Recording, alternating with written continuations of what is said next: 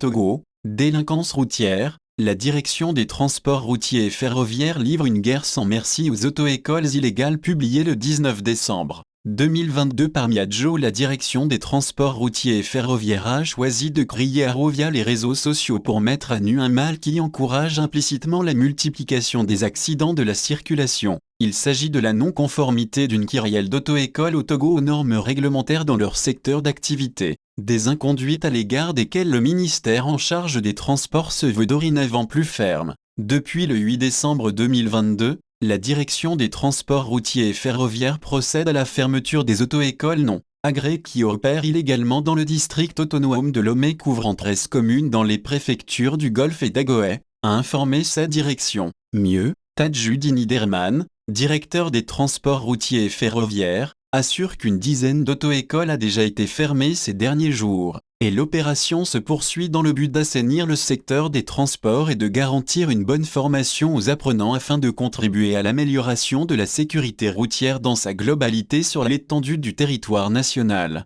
Tadjudin Iderman a illustré sa détermination à poursuivre cette lutte contre l'illégalité des auto-écoles en descendant lui-même sur le terrain, comme le témoignent des photos que sa direction a postées sur les réseaux sociaux. Depuis avril 2022, le ministère en charge des Transports avait pris sur lui de mettre en demeure ces auto-écoles opérant dans l'illégalité, en convoquant l'arrêté interministériel numéro 14 du 11 août 2014. Cet arrêté subordonne l'ouverture et l'exploitation des établissements d'enseignement de la conduite des véhicules automobiles à l'obtention d'un agrément préalable délivré par les ministres en charge des transports routiers et de la formation professionnelle. Les auto-écoles œuvrant dans l'illégalité avaient jusqu'au 30 juin 2022 pour se conformer à la loi, sous peine de sanctions avec la saisie du matériel et la fermeture pure et simple des 10 établissements. C'est désormais l'heure des sanctions pour le ministère en charge des transports, et cette spirale va s'étaler dans le temps pour amener les propriétaires d'auto-écoles non conformes à la loi à se mettre dans les rangs, assurent les autorités togolaises.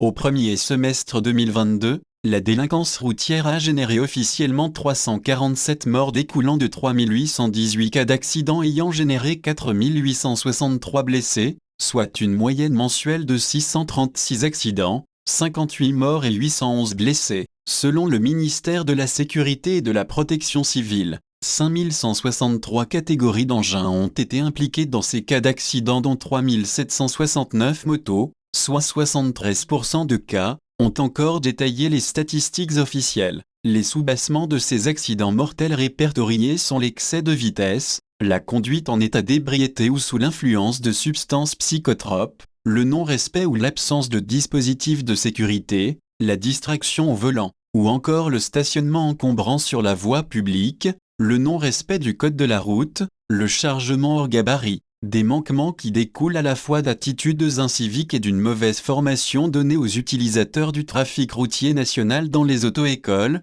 assurent les autorités togolaises en charge des transports. Aqualia.